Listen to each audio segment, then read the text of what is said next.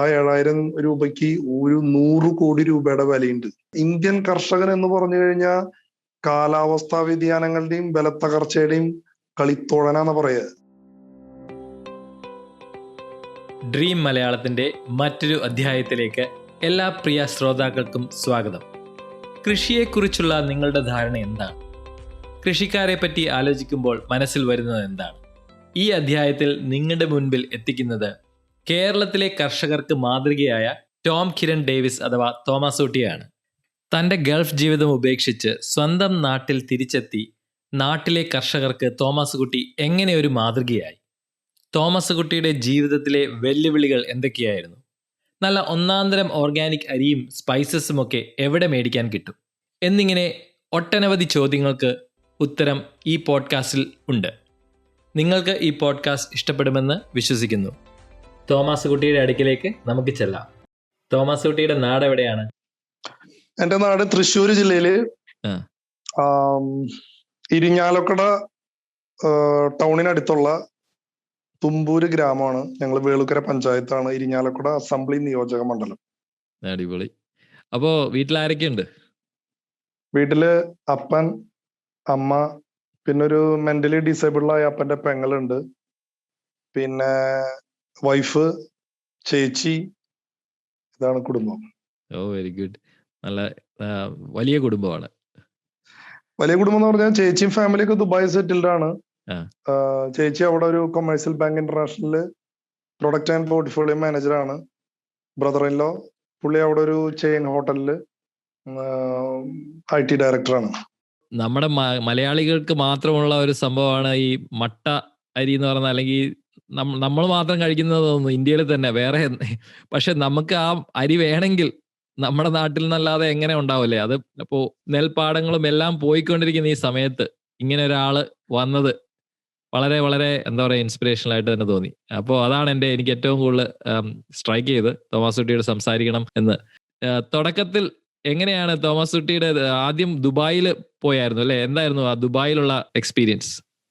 ദുബായിലും മുമ്പ് കുറച്ച് എന്റെ ഹിസ്റ്ററി പറഞ്ഞാലാണ് അത് പൂർത്തിയാവുക. ഒരു ഷോർട്ട് പീരീഡ്, ഒരു 5 വർഷത്തെ മാത്രം എക്സ്പീരിയൻസ് ആണ് ദുബായിൽ എനിക്കുള്ളൂ.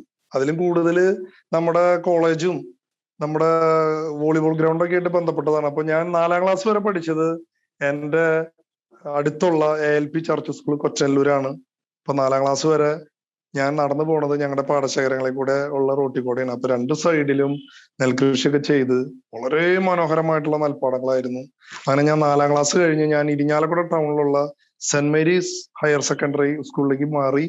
അപ്പോ അവിടേക്ക് പോകുമ്പോ ഞാൻ ബസ്സിനാണ് പോവാ, ഇതേ പാടത്തെ കൂടെ തന്നെ വഴിയിലൂടെ. അപ്പൊ നെൽകൃഷി കുറച്ച് കുറഞ്ഞു. അങ്ങനെ 10ാം ക്ലാസ് വരെ അവിടെ കഴിഞ്ഞു. SSLCക്ക് ശേഷം നല്ലൊരു അത്ലറ്റ് ആവണം എന്നൊക്കെയുള്ളായിരുന്നു ആഗ്രഹം. അങ്ങനെ ക്രൈസ്റ്റ് കോളേജിൽ ജോയിൻ ചെയ്തു. ഇരിഞ്ഞാലക്കുട ക്രൈസ്റ്റ് കോളേജില് പ്രീ ഡിഗ്രിക്ക് കോമേഴ്സ് ഗ്രൂപ്പ് ആയിരുന്നു. അപ്പോ വീണ്ടും ഈ വഴിയിലൂടെ പോകുമ്പോ വീണ്ടും നെൽപ്പാടങ്ങള് കുറഞ്ഞു. അത് കഴിഞ്ഞ് അവിടുന്ന് ഡിഗ്രിക്ക് പ്രീ ഡിഗ്രി കഴിഞ്ഞപ്പോ ഡിഗ്രിക്ക് സ്പോർട്സ് ഹോസ്റ്റലിൽ സെലക്ഷൻ കിട്ടി. വടക്കാഞ്ചേരി വ്യാസ കോളേജിൽ പോയി.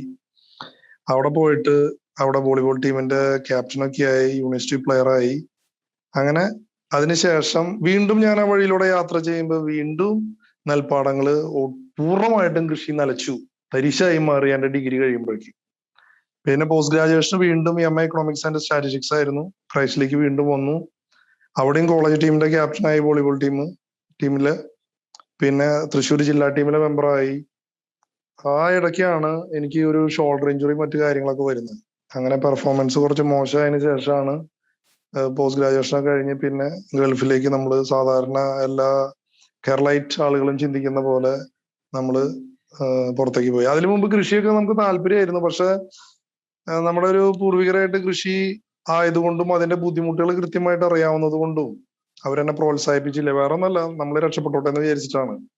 അങ്ങനെ ദുബായിലൊരു ആദ്യത്തെ 2 വർഷം സിറ്റി ബാങ്കിലെ സ്റ്റാഫായി വർക്ക് ചെയ്തു. പിന്നെ അവിടുന്ന് 1 വർഷത്തോളം ഒരു മെറ്റക് ലോജിസ്റ്റിക്സ് എന്ന് പറഞ്ഞൊരു കമ്പനിയിൽ വർക്ക് ചെയ്തു. പിന്നെ ലാസ്റ്റ് 2 വർഷം അവിടെ ഒരു ഹോസ്പിറ്റലിൽ ജൂനിയർ അഡ്മിനിസ്ട്രേറ്റർ ആയിട്ട് വർക്ക് ചെയ്തു. അത് കഴിഞ്ഞപ്പോഴേക്കും എനിക്ക് വയ്യാണ്ടായി. വേറെ ഒന്നുമല്ല, ഭയങ്കര പിരിമുറുക്കുള്ള ലൈഫ്. അങ്ങനെ നാട്ടിലെ സാധ്യതകളും നെൽപ്പാടങ്ങളൊക്കെ വെറുതെയാണ്.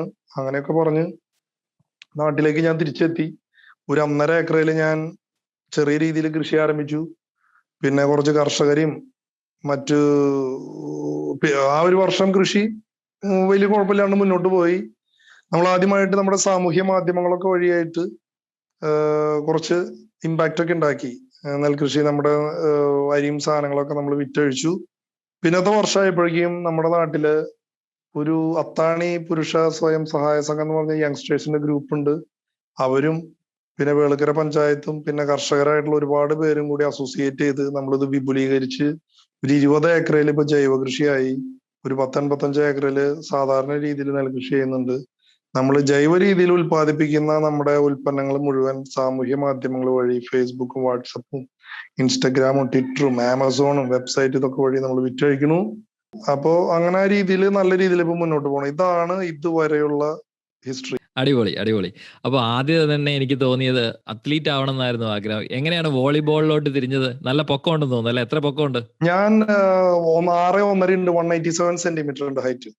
Good good. എങ്ങനെ വോളിബോളിലോട്ടുള്ള ഇഷ്ടം വന്നു? വോളിബോൾ എന്ന് പറഞ്ഞാൽ ഞങ്ങളുടെ പള്ളിയില് ഞങ്ങള് കടുപ്പശ്ശേരി തിരുഹൃദയ ദേവാലയത്തിലാണ് എന്റെ കാറ്റീസും കാര്യങ്ങളൊക്കെ ഞാൻ പഠിച്ചത്.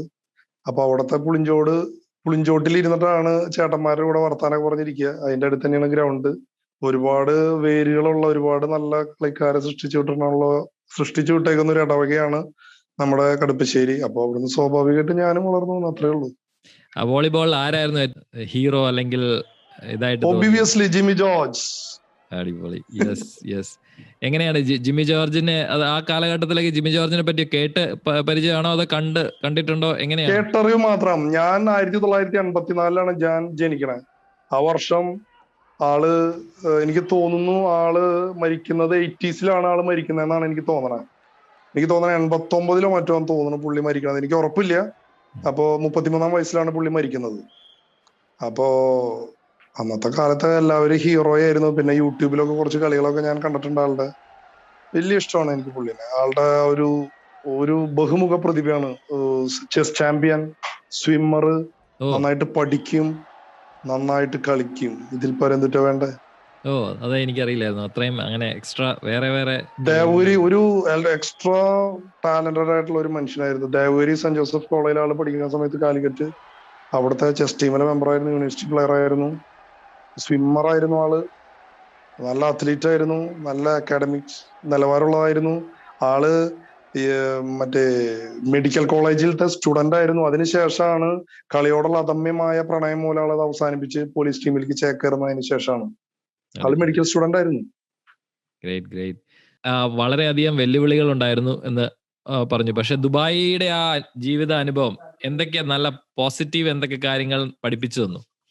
എന്നെ മാർക്കറ്റിംഗ് പഠിപ്പിച്ചത് ദുബായിയാണ്. ഗ്രേറ്റ്.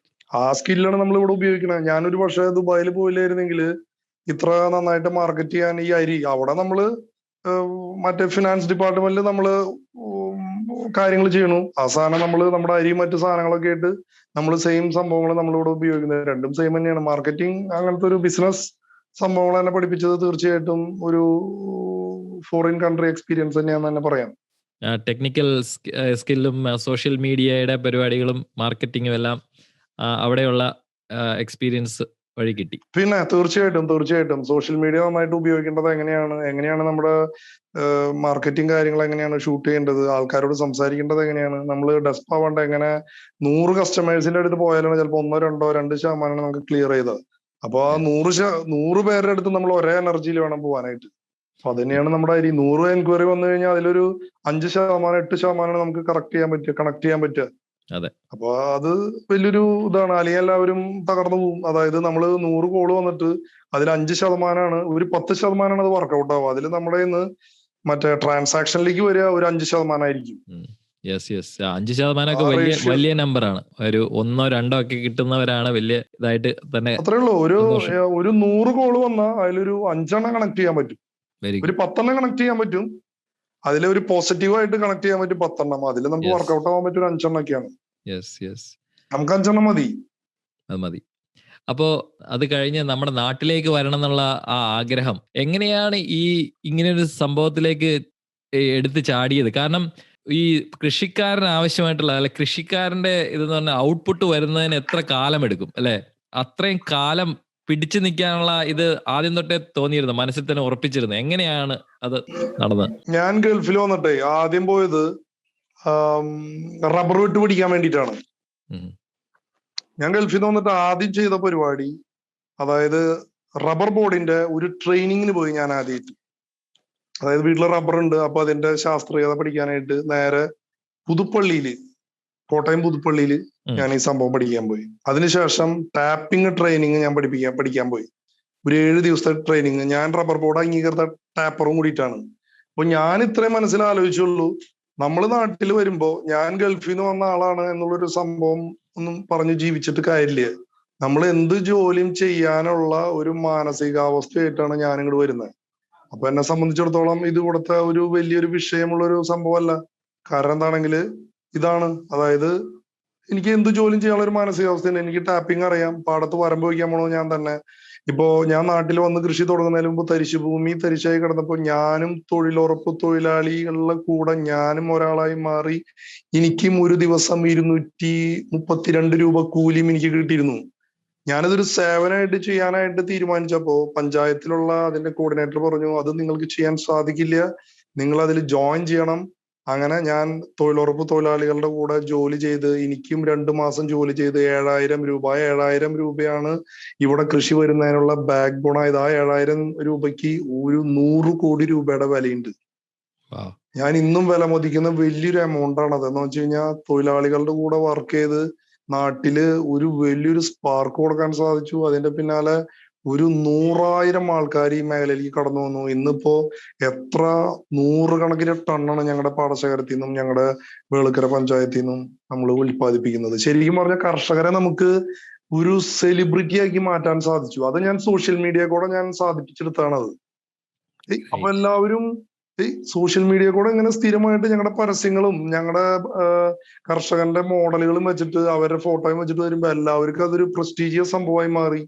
വീടിന്റെ ഫ്രണ്ടില് ഒരു BMW കാർ കിടക്കണതിന് തുല്യമായി നെല്ല് വീടിന്റെ ഫ്രണ്ടിൽ ഉണക്കാനിടുക എന്ന് പറഞ്ഞു കഴിഞ്ഞാൽ അങ്ങനത്തെ ഒരു സെറ്റപ്പിലേക്ക് അങ്ങോട്ട് മാറ്റി. അപ്പൊ കൂടുതൽ ആൾക്കാർ ഇതിലേക്ക് വന്നു, ലാഭകരമായി കൃഷി, അങ്ങനെയൊക്കെ ഒരുപാട് കാര്യങ്ങൾ വന്നപ്പോഴാണ് ഇവിടെ ഇത് ക്ലച്ച് പിടിച്ചത്. അല്ല, ഈ തരിശ് ഭൂമി ഇതായിട്ട്, അതായത് കുറെ ഭൂമി ഇങ്ങനെ വെറുതെ കൃഷികളൊന്നും ഇല്ലാതെ കുറെ കാലമായിട്ട് കിടക്കുന്നിരുന്ന ആ ഭൂമിയെ എങ്ങനെ ഇങ്ങോട്ട് മാറ്റി? ആ സമയത്ത് കല്യാണം കഴിച്ചായിരുന്നോ അതോ സിംഗിൾ ഇതാണോ, ബാച്ചിലർ ആണോ?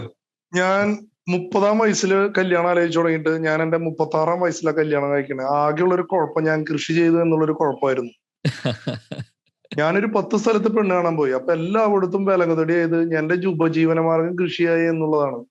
അതായത് കൃഷി ഞാൻ ഉപജീവനം നടത്തി, ഞാൻ അതിൽ നിന്ന് ഇൻകം ജനറേറ്റ് ചെയ്യുന്നു എന്നുള്ളത് അവർക്കൊരു പ്രശ്നമല്ല. അവർക്ക് എന്തെങ്കിലും ഒരു സ്ഥിര വരുമാനമുള്ള ഒരു ജോലി, ഒരു പ്രൈവറ്റ് ഫേമിലോ ഗവൺമെന്റ് ജോലിയോ ഇല്ലെങ്കിൽ എങ്ങനെ അവര് പെൺകുട്ടീനെ നമ്മുടെ കൂടെ അയക്കും എന്നുള്ളത് വലിയൊരു ചോദ്യചിഹ്നമായിരുന്നു.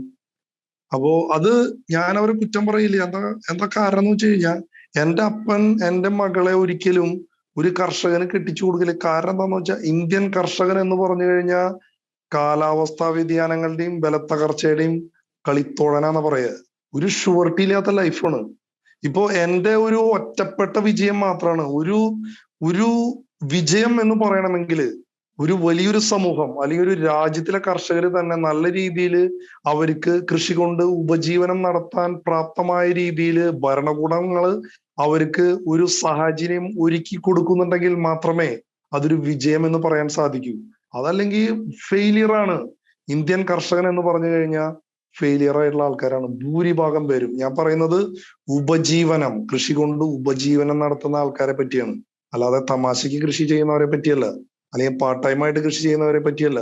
ഇതാണ് എനിക്ക് പറയാനുള്ളത് ഈ ഒരു കാര്യത്തിൽ. അത് ഗവൺമെന്റിന്റെ ഭാഗത്തുനിന്നുള്ള വലിയ വീഴ്ചയാണ്. അതില് കേന്ദ്ര ഗവൺമെന്റിനെയോ സംസ്ഥാന സർക്കാരിനെയോ ഒന്നുമല്ല ഞാൻ പറയുന്നത്.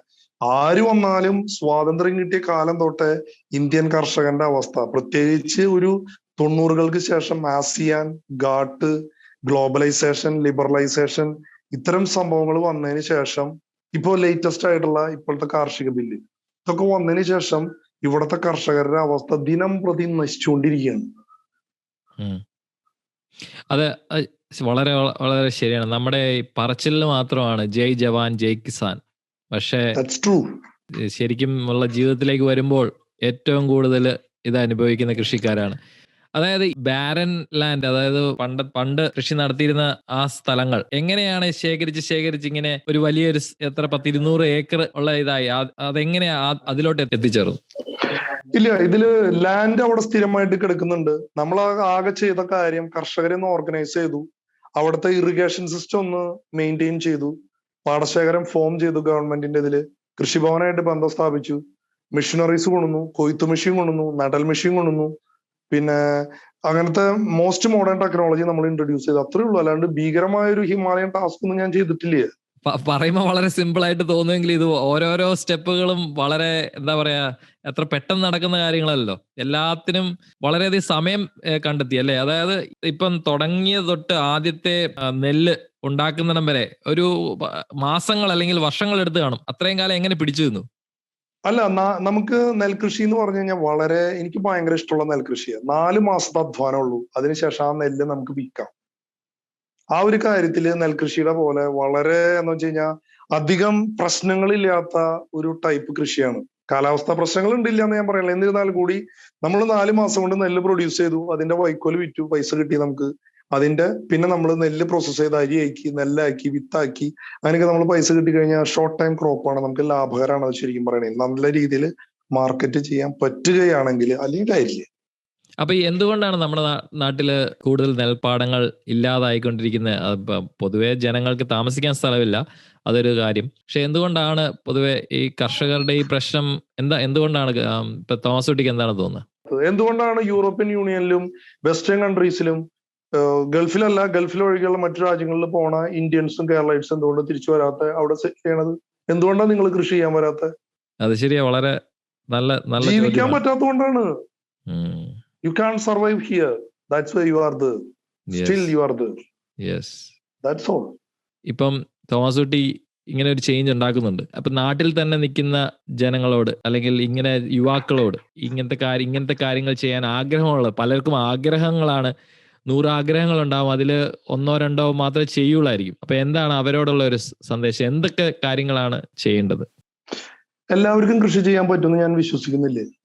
നിങ്ങൾ നിങ്ങളുടെ ജോലി അവിടെ എൻജോയ് ചെയ്യുന്നുണ്ടെങ്കിൽ ധൈര്യമായിട്ട് നിങ്ങൾ ജോലി ചെയ്യുക.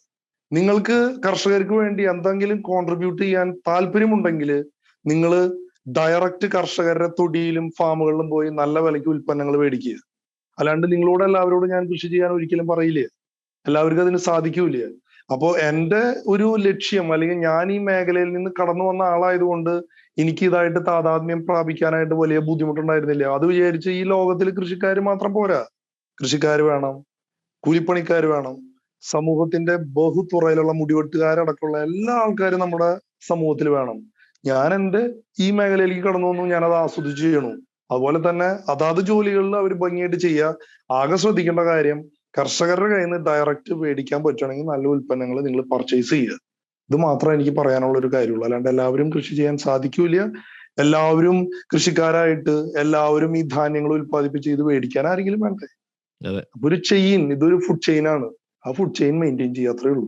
ഇപ്പോ ഉള്ള ഏറ്റവും കൂടുതൽ വെല്ലുവിളികൾ എന്താണ്? ഇപ്പൊ ഇത്രയും കാലം ഇപ്പൊ നമ്മൾ ഇത്ര എസ്റ്റാബ്ലിഷ് ആയി, ഒരുമാതിരി നല്ല പ്രസൻസ് ഉണ്ട്, ആൾക്കാർക്ക് അറിയാം. ഈ കാലഘട്ടത്തിൽ, ഇപ്പോഴുള്ള കാലത്തിൽ എന്താണ് വെല്ലുവിളികൾ? ഇതിൽ എന്നെ സംബന്ധിച്ചിടത്തോളം എന്റെ ഒരു വിജയം എന്ന് പറഞ്ഞു കഴിഞ്ഞാൽ അത് എന്റെ മാത്രം വിജയമാണ്. അതുകൊണ്ട് സൊസൈറ്റിക്ക് ഒരു ഗുണമില്ലാന്ന്. കർഷകർക്ക് മൊത്തത്തില് ഒരു വലിയൊരു വിജയം നേടണമെങ്കിൽ, അല്ലെങ്കിൽ ഒരു വിജയം അവകാശപ്പെടണമെങ്കിൽ, കർഷകരുടെ നിന്ന് ഉൽപ്പന്നങ്ങൾ, കൃഷി ചെയ്യുന്ന ഉൽപ്പന്നങ്ങൾ ഗവൺമെന്റ് മേടിച്ച് വാർഡ് അടിസ്ഥാനത്തിലും കൃഷിഭവൻ അടിസ്ഥാനത്തിലും പഞ്ചായത്ത് അടിസ്ഥാനത്തിലും ഇത് മേടിച്ച് ഇത് നല്ല രീതിയിൽ ലോജിസ്റ്റിക്സ് ചെയ്ത് ഇന്ത്യയിലെമ്പാടും വിറ്റഴിച്ച്, അതുപോലെ തന്നെ എക്സ്പോർട്ട് പോലെയുള്ള സാധനങ്ങൾ വിദേശ രാജ്യങ്ങളിലേക്ക് ഗവൺമെന്റ് ഏജൻസികളുടെ നേതൃത്വത്തിൽ വെച്ച് കർഷകർക്ക് ലാഭകരമായിട്ട് അവർക്ക് കൃഷി കൊണ്ട് ഉപജീവനം നടത്താവുന്ന രീതിയിൽ, അവന്റെ പെൺമക്കളെ നല്ല രീതിയിൽ കെട്ടിച്ചു വിടാനായിട്ട്, അവന്റെ മക്കൾക്ക് നല്ല വിവാഹ ജീവിതം കൊടുക്കാനായിട്ട്, മക്കൾക്ക് നല്ല വിദ്യാഭ്യാസം കൊടുക്കാനായിട്ട്, അവരുടെ പെൺമക്കളെ ഒരു കർഷകനെ കെട്ടിച്ചു കൊടുക്കാനുള്ള രീതിയിലേക്ക് കർഷകന്റെ ജീവിത നിലവാരം ഉയർത്തുന്ന രീതിയിലുള്ള ഇടപെടലുകളാണ് ഗവൺമെന്റിന്റെയും അതുപോലെയുള്ള ഭരണവർഗ പാർട്ടികളിൽ നിന്നും നമ്മൾ പ്രതീക്ഷിക്കുന്നത്. എന്നിരുന്നാൽ മാത്രമാണ് ഇതൊരു വിജയം എന്ന് പറയാൻ പറ്റുള്ളൂ. എന്റെ വിജയം എന്ന് പറഞ്ഞാൽ ഞാൻ വളർന്നു വന്നാൽ എനിക്ക് കിട്ടിയ എക്സ്പീരിയൻസ് കൊണ്ട് ഉണ്ടാക്കിയ ഒരു സംഭവം. ഞാനൊരു വിജയിയാണെന്നൊന്നും ഞാൻ പറയുന്നില്ല. അതായത് നിലവിലുള്ള ഒരു സിസ്റ്റത്തിൽ നിന്ന് മാറി സോഷ്യൽ മീഡിയയും അതുപോലെയുള്ള കാര്യങ്ങളൊക്കെ ഞാൻ ഉപയോഗിക്കാൻ പ്രാപ്തനായതുകൊണ്ട് മാത്രം വിജയമെന്ന് വേണമെങ്കിൽ പറയാം. പക്ഷെ ഞാൻ ഒരിക്കലും ഒരു മാക്രോ ലെവലിൽ ചിന്തിക്കുമ്പോൾ ഇതൊരു വിജയം എന്ന് ഞാൻ പറയില്ല. അത് ഗവൺമെന്റിന്റെ മാത്രം ഒരു അണ്ടർടേക്കിങ്ങിലുള്ള ഒരു സംഭവമാണ്. ഇപ്പൊ സോഷ്യൽ മീഡിയ ടെക്നോളജി ഉപയോഗിക്കുന്നുണ്ട്. ഇപ്പൊ ഞാൻ ചില പുസ്തകങ്ങളൊക്കെ വായിക്കുന്ന ഇവിടെ അമേരിക്കയിൽ ഇപ്പൊ ഇതുപോലെ വലിയ വലിയ കോളേജുകളിലും ഇതിലൊക്കെ പഠിച്ച് കോർപ്പറേറ്റ് ഇതിൽ നിന്ന് മാറി ഇതിങ്ങനെ ഫാമിങ്ങിലോട്ട് അവരുടെ റൂട്ട്സിലോട്ട് പോകുന്ന പല പല കഥകൾ ഉള്ള പുസ്തകങ്ങൾ ഞാൻ ഈ അടുത്ത് വായിച്ചു. അപ്പം തോമസ് സിട്ടിയെ പോലെ തന്നെ ഇതുപോലെ വളരെ നല്ല പഠനവും ജോലിയും ഒക്കെ കഴിഞ്ഞിട്ട് തിരിച്ച് വന്ന് ഇങ്ങനെ കൃഷി ചെയ്യുന്ന അവര് വേറൊരു കാര്യം ഇപ്പൊ ഈ കാലത്ത് നോക്കുന്നുണ്ട്. ടെക്നോളജി, സോഷ്യൽ മീഡിയ അല്ലാതെ വേറെ ടെക്നോളജി, അങ്ങനത്തെ രീതിയിൽ ചിന്തിക്കുന്നുണ്ടോ? അടുത്ത നെക്സ്റ്റ് സ്റ്റെപ്പ് ഇതിന്റെ അകത്തുനിന്ന് തന്നെ മാക്സിമൈസ് ചെയ്യുന്ന ടെക്നോളജി വെച്ചിട്ട് ഏതൊക്കെ രീതിയിൽ മാക്സിമൈസ് ചെയ്യാം, അങ്ങനത്തെ കാര്യങ്ങൾ വല്ലതും ചിന്തിക്കുന്നുണ്ടോ? നമ്മുടെ കേരളത്തിന്റെ ഒരു അവസ്ഥയിൽ ടെക്നോളജി അധികം നമുക്ക് അവൈലബിൾ ആയിട്ടുള്ള സാധനങ്ങൾ നമ്മൾ യൂസ് ചെയ്യുന്നുണ്ട്. ഇനി അതിലും വിട്ട് ഇനി പുതിയ സാധനങ്ങൾ വന്നു കഴിഞ്ഞാൽ നമ്മളത് പരീക്ഷിക്കാൻ തയ്യാറാണ്. ഇപ്പൊ നിലവില് ഒരു നെൽകൃഷി ചെയ്യുന്ന ആളുകള് എന്തൊക്കെയാണോ ഉപയോഗിക്കേണ്ടുന്നതായിട്ടുള്ള ടെക്നോളജികൾ നമ്മളിപ്പോ കൈകാര്യം ചെയ്യുന്നുണ്ട്. അതിലും വിട്ട് ചെയ്യണമെങ്കിൽ അത് ആരെങ്കിലും കണ്ടെത്തി അങ്ങനത്തെ കാര്യങ്ങൾ നമ്മൾ ഇൻട്രൊഡ്യൂസ് ചെയ്യണമെങ്കിൽ നമ്മൾ ഉപയോഗിക്കാൻ തയ്യാറാണ്. നമ്മൾ ടെക്നോളജീനെ എന്നും സ്നേഹിക്കുന്ന ഒരാളാണ്. നല്ല ടെക്നോളജി, മാൻ പവർ മാക്സിമം എത്രയും കുറയ്ക്കുന്നോ അത്രയ്ക്കുമാണ് നല്ല രീതിയിൽ ഈ കാർഷിക മേഖല മുന്നോട്ട് കൊണ്ടുപോകാൻ നമുക്ക് തീർച്ചയായിട്ടും സാധിക്കുള്ളൂ. കൃഷി സ്ഥലത്ത് ഇപ്പൊ എന്തൊക്കെ പ്രോഡക്ട്സ് ഉണ്ട്, അതിനെപ്പറ്റി ഒന്ന് സംസാരിക്കുക. നമ്മുടെ ഇപ്പൊ ഓൺലൈൻ പ്ലാറ്റ്ഫോമും ഉണ്ടാക്കി, അതിനെപ്പറ്റി ഒന്ന് ആമസോണും ഉണ്ട്, അതിനെപ്പറ്റി ഒന്ന് സംസാരിക്കാവോ? നമ്മളിപ്പോ ആമസോണിൽ നമ്മൾ ഇന്ത്യയിൽ മാത്രമാണ് നമ്മുടെ സപ്ലൈയും കാര്യങ്ങളും ഉള്ളൂ.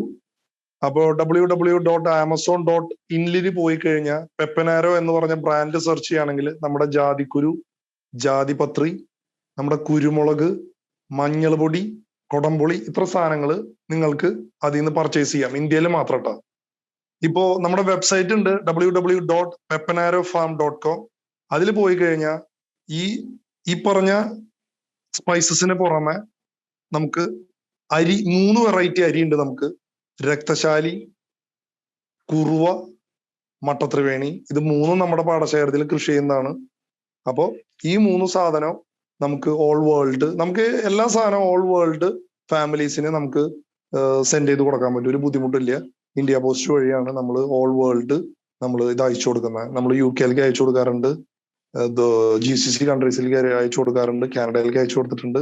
അപ്പൊ അങ്ങനെയൊക്കെ നമുക്ക് ചെയ്യാൻ പറ്റും. ഒരു 6-7 കിലോ എങ്കിലും നമുക്ക് മിനിമം ഓർഡർ കിട്ടണമെന്ന് മാത്രമുള്ള അവരുടെ ഡൊമസ്റ്റിക് യൂസിന് വേണ്ടിയിട്ട്, അത്രേ ഉള്ളൂ. അല്ലാണ്ട് വലിയ കോംപ്ലിക്കേഷൻസ് ഒന്നുമില്ല. ഗുഡ്.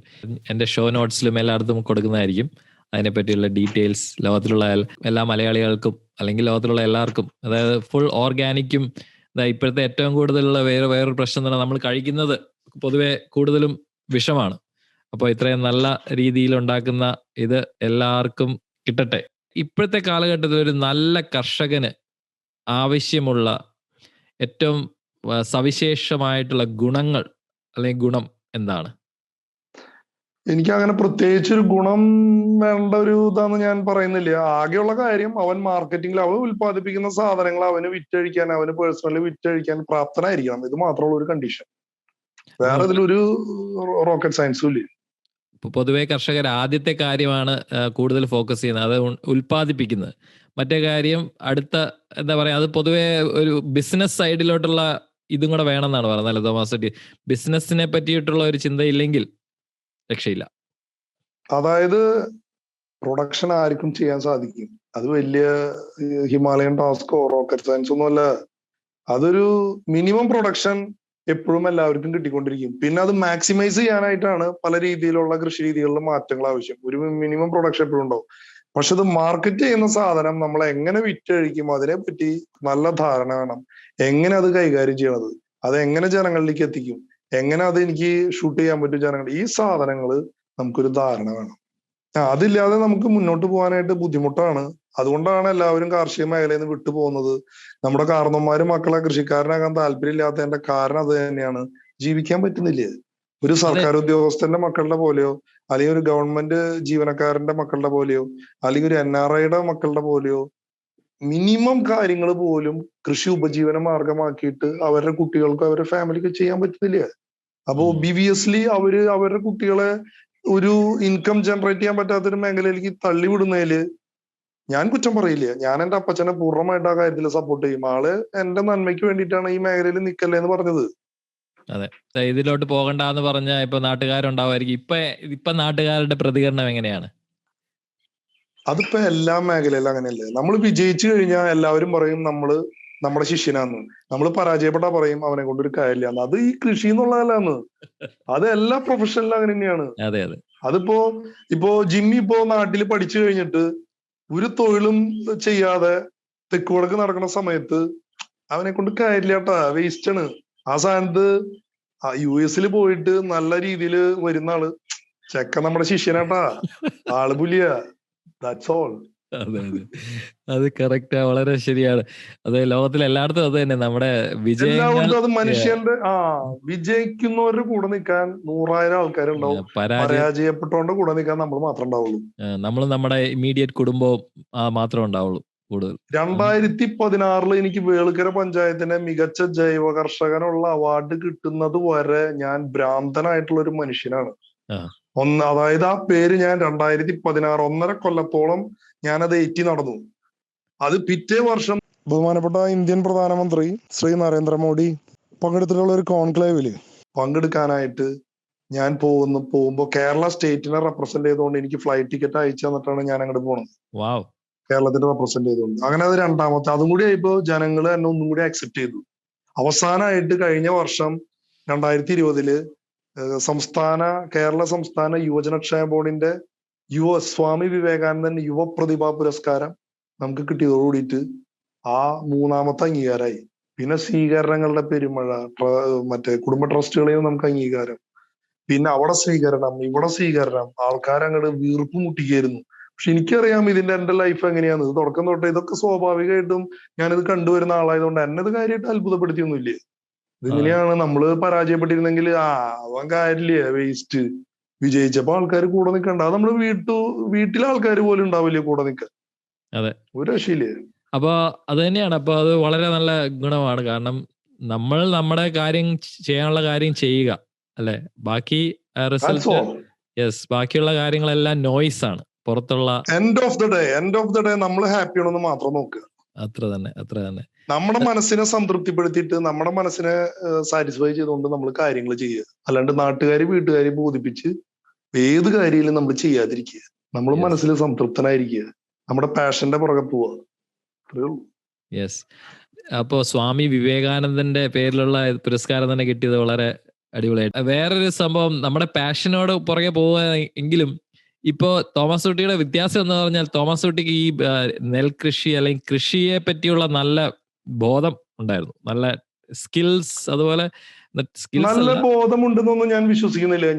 എനിക്ക് ഈ ഒരു പരിസ്ഥിതിയോടുള്ള താല്പര്യവും അല്ലെങ്കിൽ കൃഷിയോടുള്ള താല്പര്യം കൊണ്ട് ഞാനിത് പുതിയ സാധനങ്ങള്, കൃഷി രീതികൾ പഠിക്കാൻ ശ്രമിച്ചു. പഠനം തന്നെയാണ്. ഇപ്പോഴും ഞാൻ പുതിയ സാധനങ്ങൾ പുതിയത് കണ്ടു കഴിഞ്ഞാൽ അത് എങ്ങനെയാ അത് ചെയ്യണേ, അതിന്റെ കാര്യങ്ങൾ ഞാൻ നോക്കാൻ ശ്രമിക്കുക. അപ്ഡേഷൻ ആണ്. നിങ്ങളിപ്പോ ഒരു സോഫ്റ്റ്വെയർ നിങ്ങൾ എല്ലാ കൊല്ലം നിങ്ങൾ അപ്ഡേറ്റ് ചെയ്യണല്ലേ, എല്ലാ സമയത്തും എല്ലാ ദിവസവും. ഇതെന്താണ് ഇപ്പൊ സോഷ്യൽ മീഡിയയിൽ വരുന്ന പുതിയ ടെക്നോളജി, ഇതൊക്കെ നമ്മൾ അപ്ഡേറ്റ് ചെയ്യാൻ ശ്രമിക്കും. എങ്ങനെയാണ് നമ്മുടെ ആഡുകൾ കൂടുതൽ മെച്ചപ്പെട്ടതാക്കുക, നമ്മൾ തന്നെ എങ്ങനെയാണ് ആപ്ലിക്കേഷൻസ് വെച്ച് നമ്മുടെ ആഡുകൾ ക്രിയേറ്റ് ചെയ്യുക, അതൊക്കെ ഞാൻ തന്നെ ചെയ്യുന്നതാണ്. അല്ലെങ്കിൽ നമ്മൾ ഫീൽഡ് ഔട്ട് ആവും. ഞാനിപ്പോ വലിയ ഫിഗറായെന്നും പറഞ്ഞ് ഞാനൊന്നും ചെയ്യാതെ കുത്തിരുന്ന 1-2 കൊല്ലത്തിനുള്ളിൽ എന്റെ പരിപാടി കഴിഞ്ഞിട്ടുണ്ടാവും. അത്ര ഫാസ്റ്റ് ആയിട്ടാണ് നമ്മുടെ ലോകം പോയിക്കൊണ്ടിരിക്കണത്. അതെ അത് വളരെ വളരെ ശരിയാണ്. നമ്മൾ പഠിച്ചുകൊണ്ടേ ഇരിക്കുക അല്ലെ. എപ്പോഴും നമ്മൾ സ്റ്റാഗ്നന്റ് ആയി കഴിഞ്ഞാൽ തീർന്നു.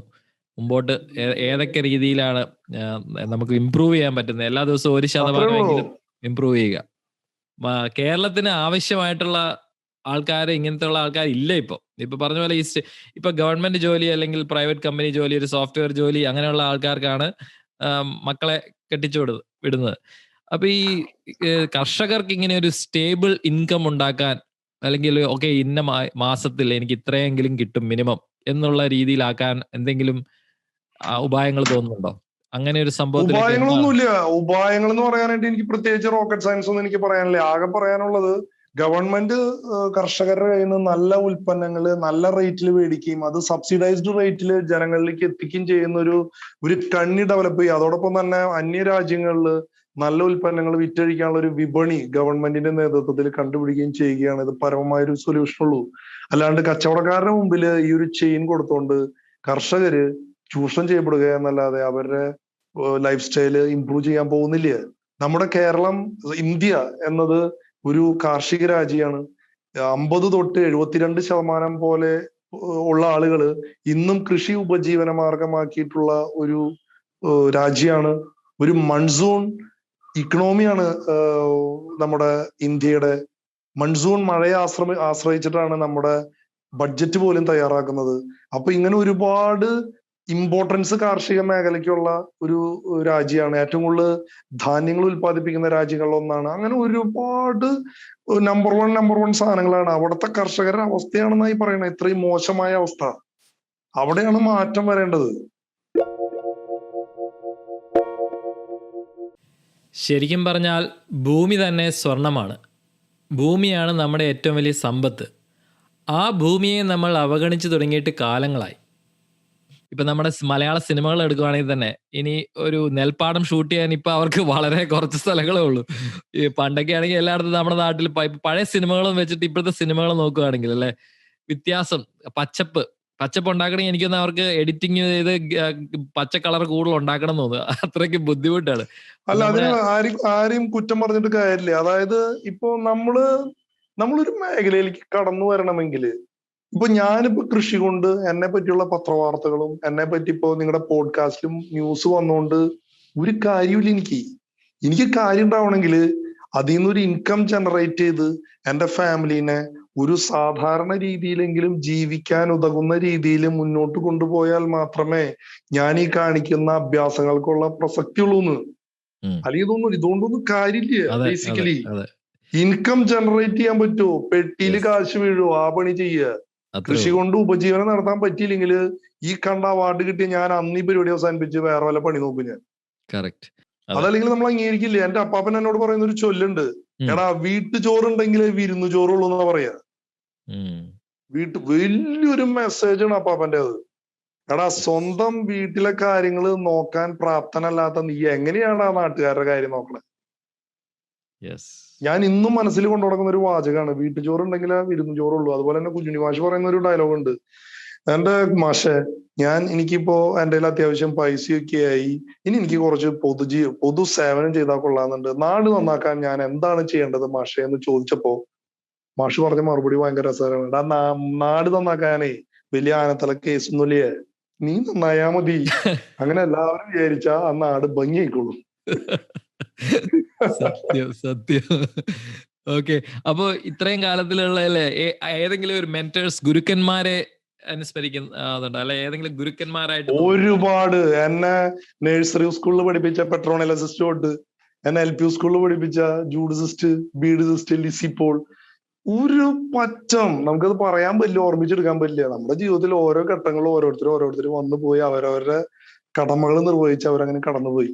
എന്റെ പോസ്റ്റ് ഗ്രാജുവേഷൻ, ഡിഗ്രി, കാർഷിക മേഖലയിലും ഒരുപാട് പേരുണ്ട്. നമുക്കല്ലാണ്ട് നമ്മൾ ഒരു മനുഷ്യനും ഒറ്റയ്ക്ക് ഒരാൾക്ക് നിൽക്കാൻ സാധിക്കില്ല. നമ്മുടെ ജീവിതത്തിൽ ഓരോ സമയത്തും ഓരോ ആൾക്കാര് നമ്മളെ വന്ന് അവരുടെ ഡ്യൂട്ടി, ഇപ്പൊ ഞാനായാലും വേറെ ആൾക്കാർക്കായാലും ഓരോരുത്തരുടെ സമയത്ത് ഓരോരുത്തർ വന്ന് കണ്ട് അവരുടെ റോള് ചെയ്ത് ഭംഗിയായിട്ട് പോകും. ജീവിതം ഒരു സിനിമയാണെങ്കിൽ എല്ലാവർക്കും റോളുണ്ട് എന്ന് പറഞ്ഞ മാതിരിയാണ്. ആർക്കും ഇൻഡിപെൻഡന്റ് ആയിട്ട് നിൽക്കാനായിട്ട് മനുഷ്യൻ ഒരു സോഷ്യൽ എനിമലാണ് അവൻ. അവന് ഒരിക്കലും ഇൻഡിപെൻഡന്റ് ആയിട്ട് എന്റെ കഴിവ് കൊണ്ടാണ് ഇത് മുഴുവൻ ഉണ്ടാക്കിയെന്ന് എനിക്ക് ഒരിക്കലും അവകാശപ്പെടാനില്ല. ഒരുപാട് പേരുടെ എഫേർട്ടാണ് നമുക്കിത് ചെയ്യാൻ പറ്റിയത്. ഒരുപാട് പേരുടെ നല്ല ഉപദേശങ്ങൾ തന്നവര്.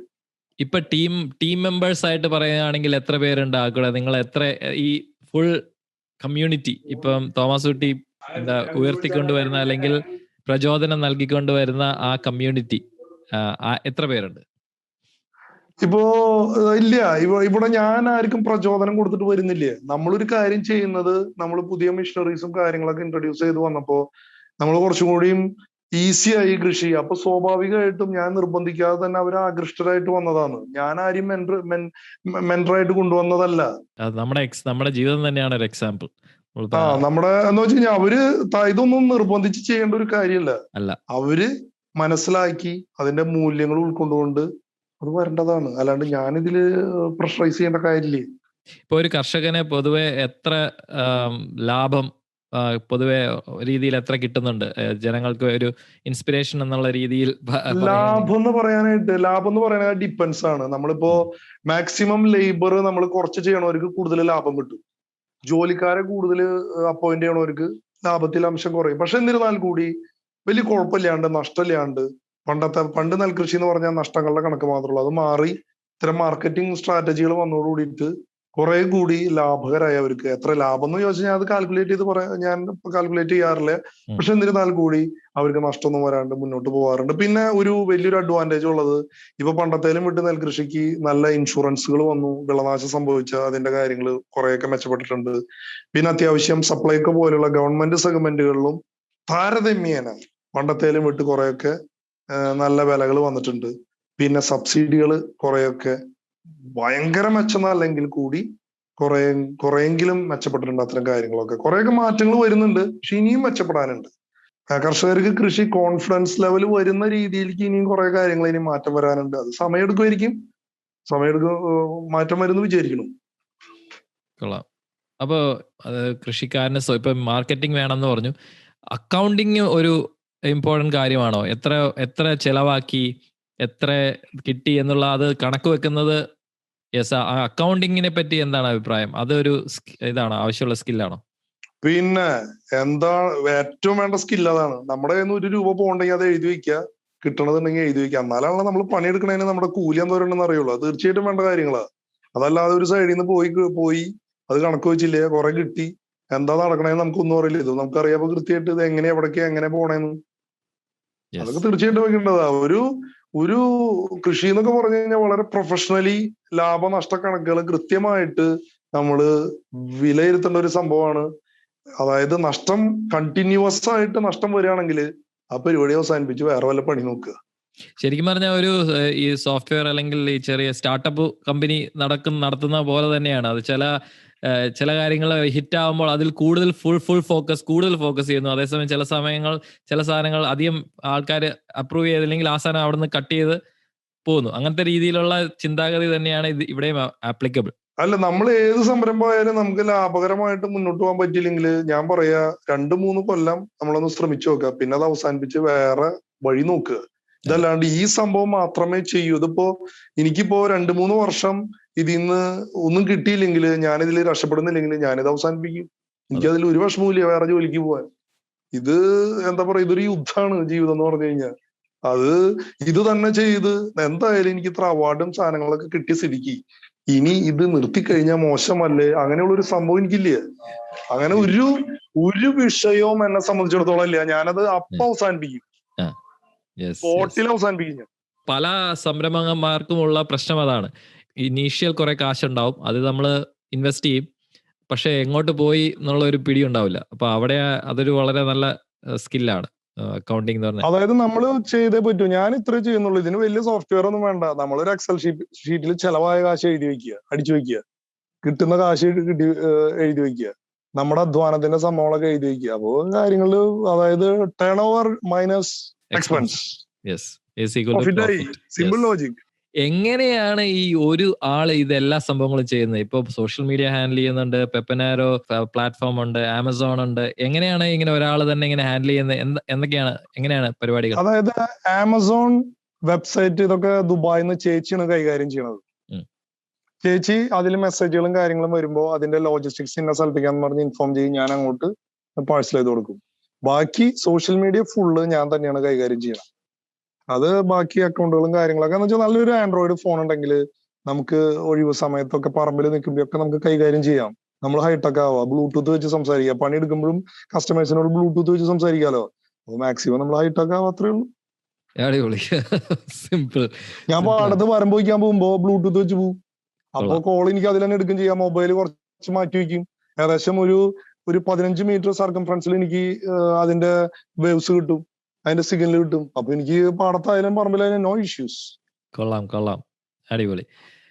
കേരളത്തിനെ പറ്റി എന്തെങ്കിലും സ്വപ്നമുണ്ടോ? കേരളത്തിനെ പറ്റി സ്വപ്നം എന്ന് പറയാൻ ഏത് മേഖലയിലാണ് ചോദിക്കുന്നത്? ഏതായാലും സ്വന്തം സ്വപ്നങ്ങൾ, കേരളത്തിന് വേണ്ടിയുള്ള സ്വപ്നം. കേരളത്തിന് വേണ്ടിയുള്ള സ്വപ്നങ്ങൾ എന്ന് പറഞ്ഞാൽ കേരളത്തിന് ഇനി ആവശ്യം ഒരു സെൽഫ് സസ്റ്റൈനബിൾ ഡെവലപ്മെന്റ് ആണ്. കേരളത്തിൽ ഒരിക്കലും നല്ല നല്ല ഫാക്ടറീസോ അല്ലെങ്കിൽ അതുപോലെയുള്ള കമ്പനികൾക്കോ പറ്റുന്ന ഒരു മേഖലയല്ല. ഒന്നാമതിൽ ഹൈ ഡെൻസിറ്റി പോപ്പുലേറ്റഡ് ആയിട്ടുള്ള ഒരു സ്റ്റേറ്റ് ആണ്. അപ്പൊ കേരളത്തിന് ഏറ്റവും നല്ലത് നല്ല ഫാമിംഗ് സെറ്റപ്പും അത് ഫാമിംഗ് മാർക്കറ്റ് ചെയ്യാൻ പറ്റുന്ന ടൂറിസം മേഖലയാണ് കേരളത്തിന്റെ ഏറ്റവും മികച്ച ഇൻകം സോഴ്സ്. അതല്ലാതെ കേരളം പോലെയുള്ള കൺജസ്റ്റഡ് ആയിട്ടുള്ള ഈ ഒരു സ്റ്റേറ്റിന് ഒരിക്കലും ഒരു ഇൻഡസ്ട്രിയൽ ഡെവലപ്മെന്റ് ഒന്നും ഞാൻ സ്വപ്നം കാണുന്നില്ല. അത് കേരളത്തിന്റെ ജിയോഗ്രഫിക്ക് അത് ചേർന്നതുമല്ല. അതാണ് എനിക്ക് ഈ ഒരു കാര്യത്തിൽ പറയാനുള്ളത്. വളരെ നല്ല സന്ദേശമാണ്. അതായത് എന്റെ മനസ്സിൽ വന്ന ഒരു ആനയെ മരം കയറാൻ പഠിപ്പിക്കുന്ന പോലെയാണ് നമ്മള് കേരളത്തിലുള്ള ചില പരിപാടികൾ.